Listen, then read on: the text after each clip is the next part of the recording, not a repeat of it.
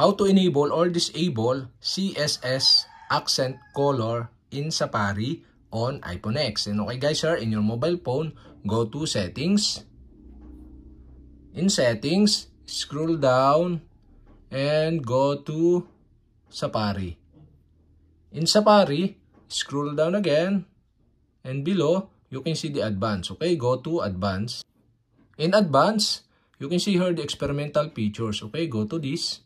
In experimental features, scroll down and you can see here the CSS accent color. And the CSS accent color is disabled. To enable this, you'll have to do is switch on the switch button on the right side. And okay guys, we have successfully enabled. And to disable again, you'll have to do is switch off the switch button on the right side. And okay guys, we have successfully enabled or disabled CSS accent color in Safari on iPhone X.